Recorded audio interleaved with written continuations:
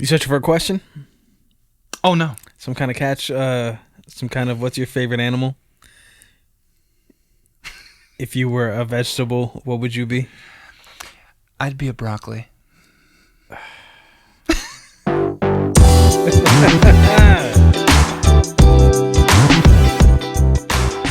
ConversationStartersWorld.com.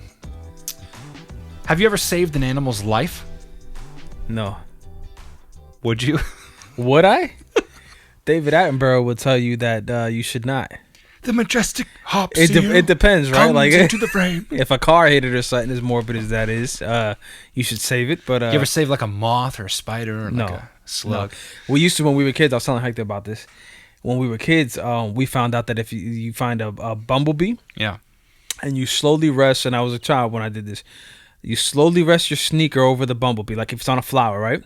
You slowly rest your sneaker on it, and if you leave it there for a while, it will like kind of go into a sleep state. And you can do that with about 2-3 bumblebees, and then you can grab them by their wings and put them to fight. Put them to fight? What, Yes. What do you mean by that? When you take another bumblebee and another bumblebee and you put them on top of each other like that, they entangle themselves and start fighting. Well, imagine if you were sleeping and you woke up in the clutches of another man. You'd start flipping out too. Sir. That would never happen for multiple reasons. Have I ever saved an animal's life? I don't know. I mean, I've saved a few slugs. No, we poured salt on slugs. I'm sounding like Sid from Toy Story. Yeah. Dude, what a great movie. Yeah. Man, okay, cool. Dude, I told you this recently. So we had this giant, I mean, it was a big spider, and it was in the kitchen. It was early in the morning, before everyone was awake in my household. Okay. And I get the paper towel roll. I was like, today is not the day. I was not feeling it. I was like, you gonna die today. Because I'm not a fan of spiders. Okay. So I go to whack the spider with my Bounty Quicker Picker Upper roll. And I whack the shit out of this thing. Bang! Dude, this thing exploded into about 500 baby spiders. Went. Did you get them all? Everywhere. Dude, I sounded like Homer from The Simpsons. I was like, bah! Dude, I ran over and grabbed the Clorox spray, and I was just like, dude, it looked like something out of a movie, like it was CG. No, there's no freaking way I got them all, dude. There was a billion of them. Look, why are you trying to kill bugs with Clorox spray? I don't know. I just feel like maybe in that moment... We had ants in this office at one point. Oh, yeah. And your remedy was Clorox spray. Yeah, I sprayed them with Clorox. I feel like that would kill them. One couch and 3 wall panels later.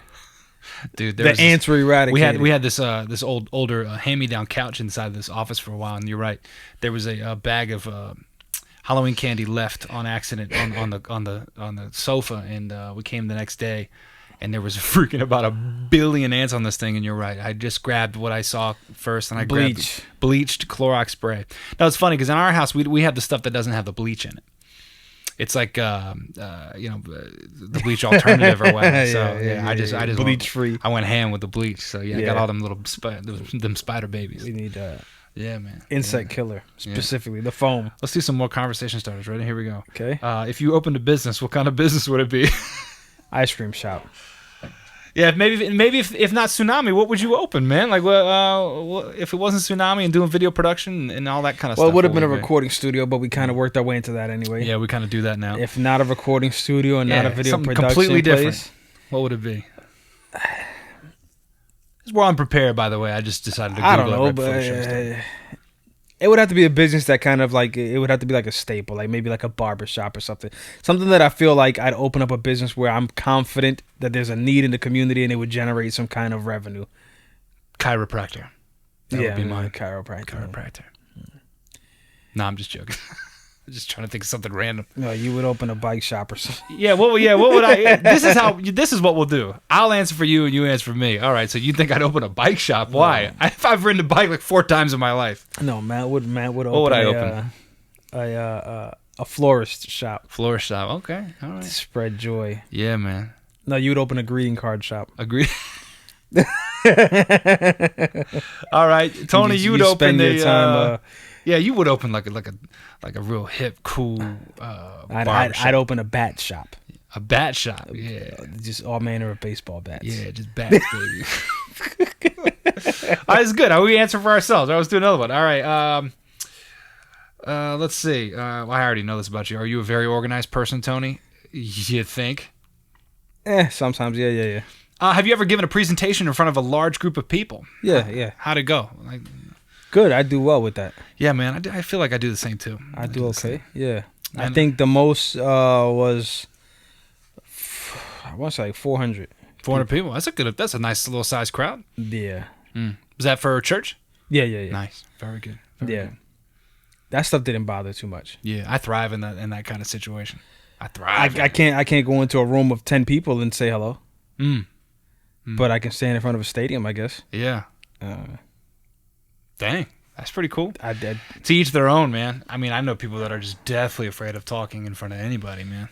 I mean, it is nervous. And when I say I'm comfortable doing it, it doesn't mean that I don't get nervous. It doesn't mean that you know what I mean. You're always going to have them butterflies. We took a public speaking class in college. That was part of it. They took us to Toastmasters, which I hadn't even heard of that. I didn't know what it was. The hell is Toastmasters? What is that? You don't know for real? You give me podcast comments. No. What is Toastmasters? What is? I actually don't know what that is. What is that? So as far as my exposure to Toastmasters was, it was like a social club, and people would. It's a physical location in town. No, it's like a organization. Like there's several like chapters of Toastmasters and stuff. Oh, like an Elks Club or something. Yeah. Like the Moose Club, the raccoon. Yeah. And Honeymooners, the raccoon. Got it. Okay, Toastmasters. That's dude. I really did not know. Okay. Well, okay. Thought you were playing around for the podcast. Like, please tell me what is Pepsi. What is It's gonna be my next question. Coke or Pepsi? No, Coke. Coke for sure. No, so in college they sent us to go to the local like Toastmasters chapter or whatever. Dude, I'm finding our local Toastmasters after this. I gotta be involved. You do very well. I gotta get involved. So what happened? It's people taking turns practicing their public speaking. That's all it was. Toastmasters, like toast or whatever. So that's what they were doing. That's not a real place. I'm dead serious. That's what we did. They serve food there? They had food. Is it a restaurant? No. It's just they had a hall or whatever, and they got together and they would practice their public speaking, and different people would come up and they would critique on you could have done this, you could have done that, or whatever, and people would practice like for interview skills and stuff like that, but. It was like something already established. Like this sounds like a fake place, but wow, dude, that's crazy. I'm not doubting you. I'm just saying it sounds kind of silly. Like this is an calling me a liar, Frank. You calling me a liar. Toastmasters. So they did that for your public speaking course. They're like, we're going to. I know just the place. They were like, let's go to Toastmasters. Let's go over there. And they met like like every Thursday, whatever. They're varying ages, and the teacher was like, if anybody wants to get up, because we went just to observe other people practicing their public speaking. And the teacher was like, if anybody wanted to get up and just wing it, you got extra credit. So like I got up and a couple other people. Yeah, and it was just like to speak. That's when I learned extemporaneous. You were like, to the Democratic majority leader of Wisconsin. No, that's where I learned extemporaneous speech, where you just go on. You just start going. We call it freestyling. Yeah, man. Toastmasters. Wow. Yeah, no, so it's actually cool. It's cool that people had that opportunity to learn, public speaking. And that's where I learned to stop using stuff like and the teacher was like, and I just did it. I just said, but we can count them. The teacher said whenever is coming, that was on purpose. I know. That you should just pause. Because pauses sound more natural than going, So you just pause. Pause, collect your thoughts. It's not as embarrassing as people think it is. Can you imagine being at Toastmasters and you're like, they're like, any volunteers? And you're like, and like, Tony? Mm-hmm. You get up and to Jim. to Jim? Or you just pick somebody. Yeah. And that's the toast? Yeah, just leave. And then just dead serious, to Jim. Yeah. You just kind of to the troops. Around. Yeah, to the troops. To the troops. To the troops. No applause? Okay. Yeah, that'd be the troops. Dude, I did a public speaking class at Tidewater Community College online. We talked about this. I was so funny. It was a public speaking online course, and totally, literally waited till the last, literally the last weekend before everything was due. And I sweet talked my professor. I was like, hey, look, I know I haven't turned anything in, but can I just turn it in now? And he was like, yeah, just put it on the private YouTube link thing and just send it to me. I was like, okay. So I did like a how to make a peanut butter and jelly sandwich, because you have to do like a process based one. So I did how to make a peanut butter jelly sandwich. I did I argued why living in the Virginia Beach area is more enjoyable and better to raise a family than living in Hawaii, because I had just came from Hawaii. So I argued why Virginia Beach was better. That was very interesting. We argued gun rights. Is what we argued. That's a good one. And we had like people bring up counterpoints and stuff like that. So you're in debate club? No. In the public speaking, they had a debate section though. I see. Like you got to be willing to like listen and go back and forth a little bit, and how you handle that type of situation in a public setting. You got to know how to conduct yourself, man. You got to learn. You got to learn how to learn to read. You got how to counterpoint, rap. Yeah, play basketball. Nah, so that stuff is cool. It's important. That's cool. Yeah, man. Let's do another one. Let's do one more. One more question. Yeah, let's find one. I got to find a good one. Hot button questions. Hot takes. Who in your life brings you the most joy, Tony? Man, that's not even fair. I'm not answering that question. No. Here we go. What is the most annoying habit someone can have? If you name any one of my freaking habits, I'm telling you right now. Oh man. The most annoying habit. Well, we talk about certain things. I guess like a general, like what would something be? I'm trying to. You have to be your tiptoe around this one. Yeah, no, I have one in mind, but I don't know who's watching. I'm not trying to imply anything. No. I think faking feelings. Faking feelings. Some people do that. Yeah. There's a particular gender that's very good at this. Oh my god, dude. Oh my goodness. When they see each other and how are you? You mean everyone that works at Chick-fil-A ever? If it's fake, would you like any barbecue sauce with that? So there was a person. Yeah. There was a person we went the other day at that Chick-fil-A that was a bit much. Oh yeah. You know what's funny? Yeah. I have energy like that most days. Not all days, but most days I'm kind of like, that whole thing. And I'll go to Chick-fil-A and be like, yeah, y'all need to turn that down a little bit. Well, yeah, that day for sure was one of those days. Just like, no, I'm not. Yeah, no, I'm not up for it. Yeah, man. But I don't like that. I don't like fake emotion. I don't like just be real, man. Be whoever you are. Yeah. I don't like the phoniness of just. I'm supposed to be bubbly. I'm gonna fake it. Sometimes I feel like, depending on the situation, you might have to put on a face. You got to put on a putting on a face is different from, I guess my complaint is like when when people are like being just being disingenuous, man, and just being real. Like you said, fake. I worked at the restaurant forever, and I turned it on to a degree. Yeah, sure. But I wasn't raising the pitch of my voice to some comedic level and trying to be somebody I'm not. Like, it was still like, "How you doing, sir?" Hey, my pleasure and all that stuff. But it was never like, my pleasure. So, good morning. Like, oh yeah, dude, isn't that funny? Nah, man, it's the Disney voice. Man. It was still like they would come in and say, "How you doing?" Hello there. Yeah. Well, thank you so much. Yes, number one. All right. And it's just like, guys, that's exactly how that person was talking to Matt. Exactly like that. And usually, it's funny. Normally, when people meet that kind of energy with mine, I'll usually be like, "Okay, you want to go? I'll go right there with you, Disney boy."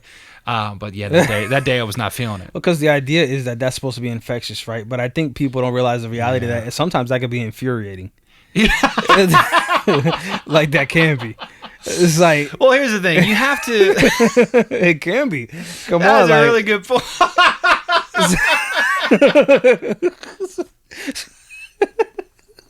What? This is the worst episode ever. Dude. Is that true? I'm sorry. No, it is true. That's why I'm crying over here. I'm laughing because the way you said that was freaking brilliant. Because it can be infuriating. Yeah, nah. It's I'm not in the mood for it. And you're like, here's the thing. You have to be able to judge. Because here's the thing: when I meet somebody, I'm not right off the bat Mr. Disney Matt. I'm very friendly and outgoing, but like I'll know where to take my energy level. Depending, you know what I mean? It's an art form. Yeah. If I come up to somebody, I'm like, "Hey, how you doing?" And they're like, "Hey, what's up?" Like, I'm not going to be like, "Oh, you sure you're fine? Are you sure?" And I'm not going to go right there. I'm going to go, "All right, cool," and I'm going to leave you alone. You know what I mean? And I feel like some people don't do that. Well, the opposite is true too, because I worked somewhere where there was a guy, and he would see me. He would walk in and be like, "What up?" I'm like, "You're like, hello, greetings, sir." Greetings. I don't know like, why. What up? Yeah, like I don't know. Don't. Oh man. I don't know what's fooling you, making you think like we take a break every now and then. All right, we take a day off. I've talked about this with you a lot. It's I'm very up a lot in terms of energy and my personality. I'm up, right? Mm-hmm. When I'm not up, it's like people are not expecting that. Well, to say what's wrong with you. Right. And sometimes it's like, no, there's nothing really wrong. I'm just a little tired. That's all. But that's the problem with being so up all the time. When you're not, it's kind of like this big shock. It's like, Matt's mad. Oh man, It's like, no, sometimes I just gotta recharge. It's draining, man. Yeah. It's draining to put on the mask or the public face all the time, 24/7 or whatever. You can't. You gotta have a break from that stuff. It's too much. That's part of why like a lot of people in general don't like people just showing up at their house. Yeah. It's like once you get home, you let your guard down. Yeah. You're doing whatever you do at home. You're speaking different. And then somebody just pops up and it's like, now I got to do like, hey, how you doing? And entertain you and stuff like that. And then, it's like, nah, this is the chill time. So I get it. You cannot be up 100% of the time. Yeah. And people will consistently, are you mad? Yeah, I can get there. What's wrong? If you keep asking me the same question, if you keep making assumptions. I'm trying to think of any pet peeves that I don't like. That's a big one. The whole false sense of emotion, like just being fake like that, is a big one for me too. But I think one of my hugest pet peeves is common courtesy, or the lack thereof these days with people. Yeah. Just people in general in our society. I feel like maybe I'm getting older and cynical. Or more cynical, but like I just feel like I see that more often. Like people are just being assholes. Man. It should be like, socially acceptable that if I open a door for you and you don't say thank you, I should be able to punch you in the back of the head. Not like that. It should just be acceptable. Exactly like that. I don't know. We come in contact with it a lot. It's like, and we call ourselves aliens. We have this little inside thing, and we said, man, we must be aliens, dude, because it's like something will happen. Just like I feel like we live in like Larry David's Curb Your Enthusiasm. Like there's like these situations happen to us and we're like, and we'll replay these. We'll get into the car and go, did that just happen? Did that guy just say that? Like, did that really just happen? And we'll just go, I would never do that. Like, I'd love to give an example, but like, I'll give an example. All right. If you're late to a meeting, do not eat in my face. That's a good one. That's a real good one. If you're late to a meeting that you called, do not show up with food and then eat said food. Said food, you like that? Eat said food in my face. Yeah, that was a fun day, right? That was a real fun day. Do not do that. I don't get very upset often. And in terms of we get upset in different ways. We do. You're right. That's interesting. That's an unfair thing that I get bad rap for sometimes. Yeah. Because I get a bad rap for being the angry one or being like the aggressive one. It's like no. I don't know. Matt be get mad. No, Matt does get mad. Regularly. Yeah. All right. It's just we treat it different. We you're right. I get upset and I get like in predator mode, like real angry. Mm-hmm. And Matt expresses his anger differently. But yeah. That day though, I was visibly very, very frustrated. That was a very insulting day. Yeah, and I joked with you. That's when I told you I was like, I have stages of anger. Like if there was a chart. Yeah. It's like, and like one of the yellow warnings is like when I'm just laughing about it. You're like, uh-oh. Like when I'm laughing at the absurdity about the disrespect that just happened, I'm mad. But I haven't lost it yet. Yeah. And it's like, and I remember that day I told you, I was like, don't take me laughing like I'm fine with it. Yeah, no, I'm upset about it. Yeah, you were in the parking garage. But I just can't believe how absurd like, this is right now. Like I can't believe that just happened. So I just find it funny. Like we're aliens sometimes, man. Any other aliens out there where you just kind of just go, I say please and thank you, and they don't get a response, or just people. I don't know. That's the way of America. We talked about that with your mom when we had lunch. Mm-hmm. Oh yeah, just like the I made the joke, but I think after I said it, I think it's true. It's like there's a way in America where it's like when you've never taken a loss, at least on the world stage. I never lost, baby. There's like, why should I be humble? I've never lost. No one stepped to me, and that trickles out to like the population. Like, no, I know what I want. I want it now, and I don't care about your feelings. And you know what? I'm gonna be loud about it. I'm gonna be aggressive about it.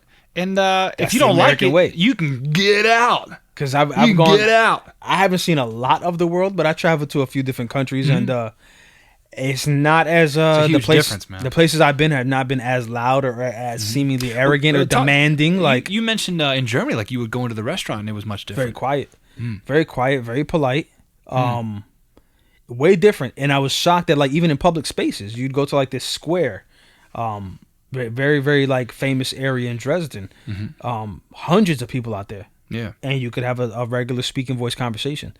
There wasn't like you try to do that in New York and you got to yell across the street or yell across to each other, like raise your voice. You ever just go into an American restaurant, dude, during like very loud. The dinner rush? It's just like a cacophony of.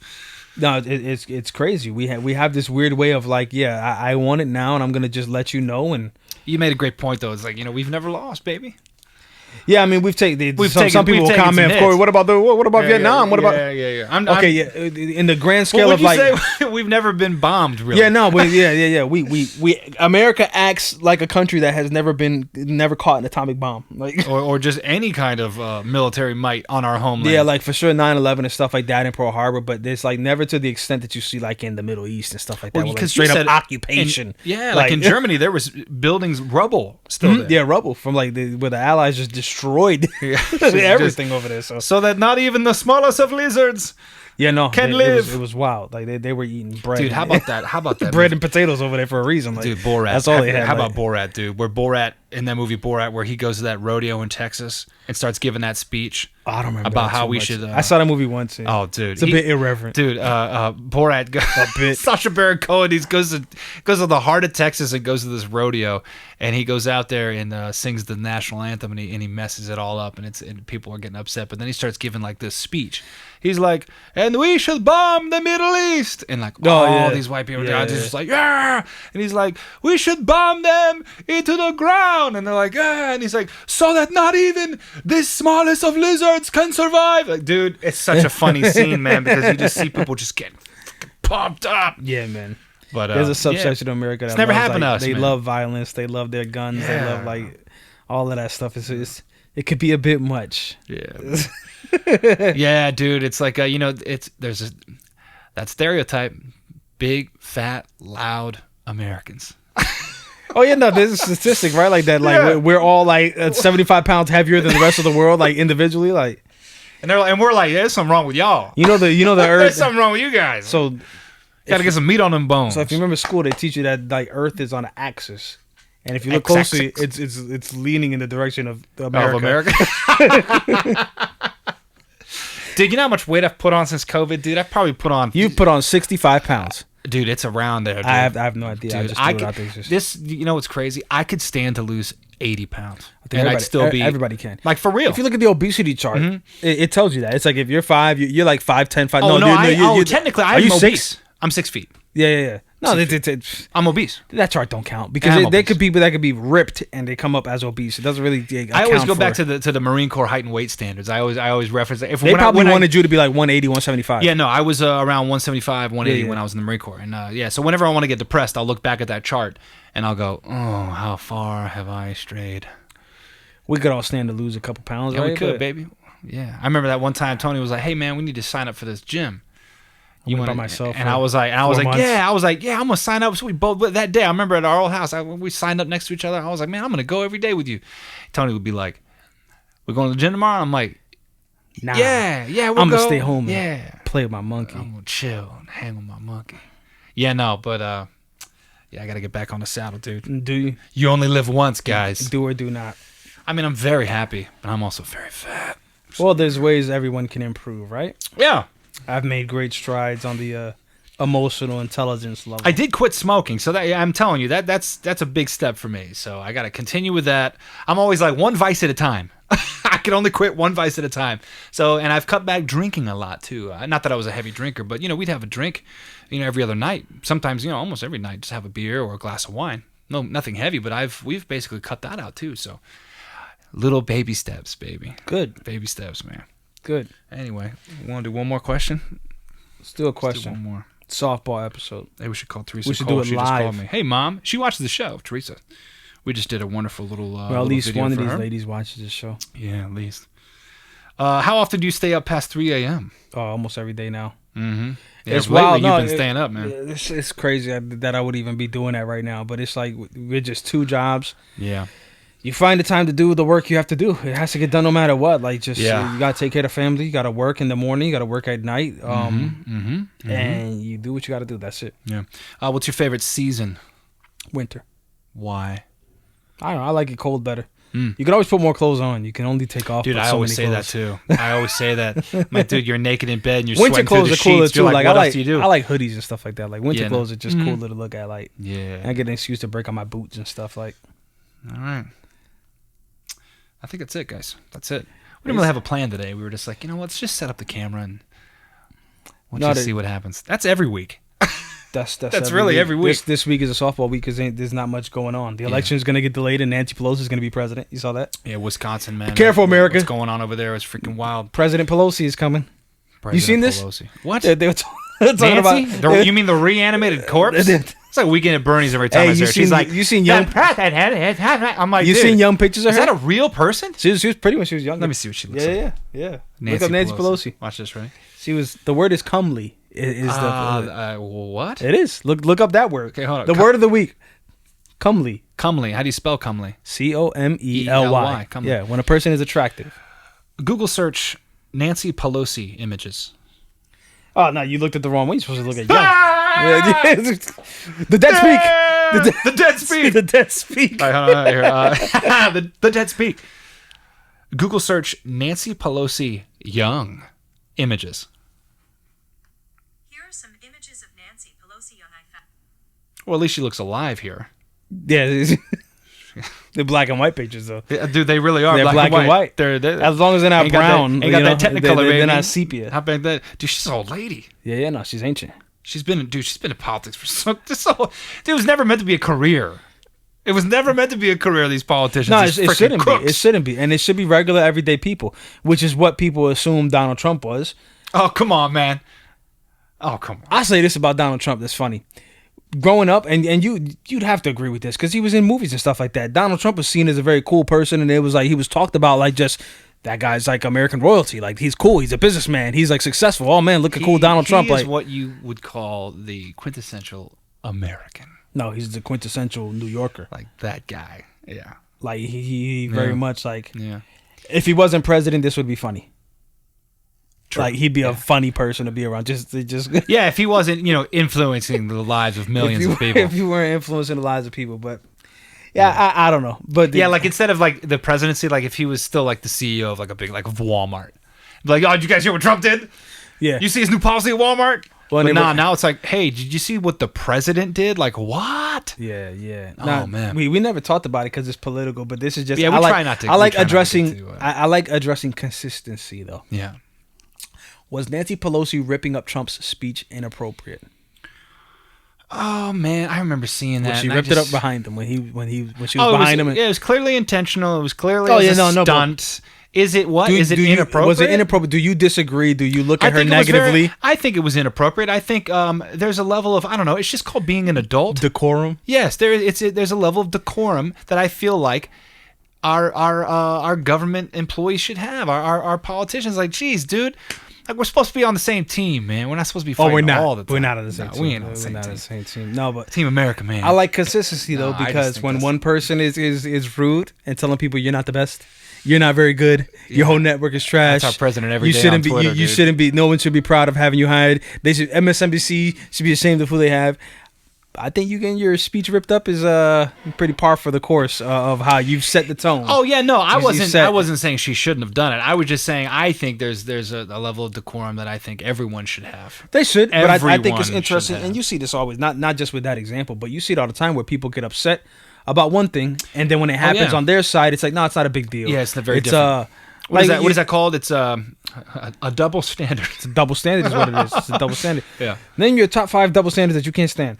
Oh yeah, no joke. Let's hear those. No. You're getting in trouble for that. Yeah, we get real bad. That's on my solo podcast. Sorry, start name dropping, baby. No. But it's interesting when one side does something and it's unacceptable when the other side does it. It's perfectly fine. Yeah. Like the comments he made when before he was president about women and stuff like that. Mm-hmm. Oh, it's just locker room talk is what they were saying. Yeah, it's just locker room talk. Yeah.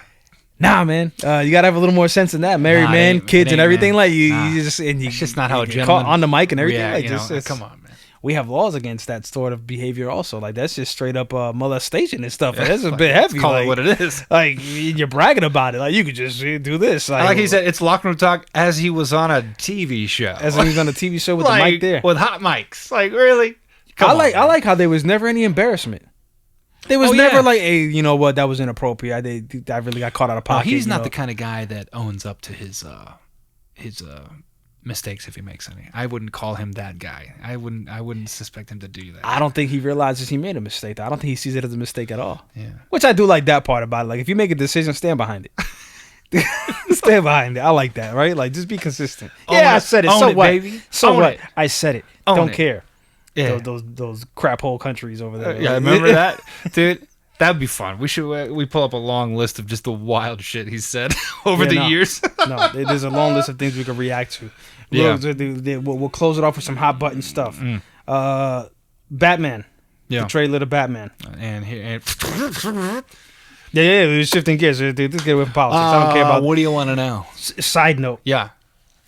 Before anybody did, We talked about the Joker last week. If anybody were to get defensive about the political commentary here, hey man, I don't care enough to go back and forth. Yeah, I genuinely don't care.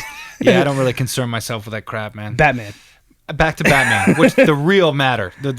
So here. What's his name? Robert Pattinson, Mr. Twilight. Wink. Sparkle skin. Did you see Twilight? Yes. All of them? I think I saw them all. What are your thoughts on Twilight? I haven't seen them in a long time. I remember I had a buddy of mine who was in the Marine Corps, and his wife was obsessed with Twilight, and we went to the theater in Hawaii to watch a couple of them. And I mean, I always thought they were a little cringy. It's just not really my style. What, the twinkling vampires, or just the story overall? I think it was more specifically that first movie when they had no budget. There was no money there, and it was just kind of I just didn't really like the film. I didn't like it at first either. As the story progressed, I appreciated it a little more. Yeah. I don't consider them great movies. I think they're better than a lot of people let on when they just see twinkling vampires. I haven't seen him in much other. I saw him Twilight. I saw him in obviously the Harry Potter movies. He played a guy. I played a guy in Harry Potter, and I saw him in. He played a guy in Harry. Oh, he did. He did. That's right. The guy that gets killed during the Goblet of Fire. Spoiler alert! Whoa! Hey. It's only a 20-year-old movie. Yeah. I don't know. I saw the trailer for the Batman movie. It looks. I don't know. I mean, I gave you my thoughts on the phone the other day. It looks a little. It just doesn't look that original. You don't like the tone of the movie? No, it looks like Christopher Nolan was like. It looks like another Christopher Nolan Batman movie. I'm like, let's do something. It's easy to be surprised because I made a joke about, I don't know if it was with you or somebody else, but we'll make it again anyway. I was saying, how for people that had their doubts about him as Batman, think back to how you felt about when you heard that Heath Ledger was going to be the Joker, because Heath Ledger was coming off hot from Brokeback Mountain, and it was like, Heath Ledger, really? The Joker, really? After Jack Nicholson, really? I don't know. I never thought that about Heath because he's one of those method guys. He had been so many different roles. I think that was very really. No, I hear your point, and you're right. Yeah, don't judge it until you see it. It could be good. People can surprise you. Like Christian Bale. I still not really a big fan of Christian Bale being Batman, but he was all right. You never know. What movie was he doing when they walked through his set? The light guy? Terminator Salvation. Oh, good for you! I'm trying to do a fucking take, and you come here through the light. If you have not seen this rant, look up, go to YouTube, go to Christian Bale rant. Unbelievable. Turn the volume down. Unbelievable, this rant. This guy, dude, is a very passionate actor and takes his job. It is not a job to him. This is a freaking career, man. Top 3 rants, and we can't quote them. Don't quote anything. No. The top 3 rants is in order from best to worst. Oh, here we go. Bill O'Reilly, number 1, dude. Number 1. Bill O'Reilly. Number 2, Mel Gibson. Oh, Mel Gibson. Mel Gibson's phone conversations and messages to his then wife. Mm-hmm. Oh, my God. Dude, I just heard those recently for the first time. My buddy Jeremy Catlish. Man. What up, Cat? Probably doesn't watch the show. Catlish, he had posted those, and he was like, if you need a pick-me-up on this Tuesday afternoon, take a listen. And I had never heard those. Those are wild. Yes. Very funny, though. And Christian Bale's like the third one. Christian Bale's up there. Yeah. But yeah, that... No. The third one is the guy from Augusta, Georgia. Oh, with the fly that flew in his mouth. The news anchor, yeah. That dude. Yeah. What really happened that fateful day at Augusta High? What is that? That was another one. News reporter, fly in mouth. Okay, so you got that one. You got Bill O'Reilly. Dude, Bill O'Reilly flips out original. You got I love how you got the original. You got to do the original and original too. Yeah, Bill O'Reilly went. Yeah, dude, Bill O'Reilly's. We quote Bill O'Reilly's Meltdown. I think that's what you search, Meltdown. Yeah. We quote that almost on the daily. We'll do it live. Dude, we'll do it live. I'll write it. And we'll do it live. And that's the show. I'm Matt. This is Tony. And this is the Tsunami Podcast. Yes, sir. And then he just puts his jacket on. knocks over the pencil Thing holder or whatever. sucks. Oh man.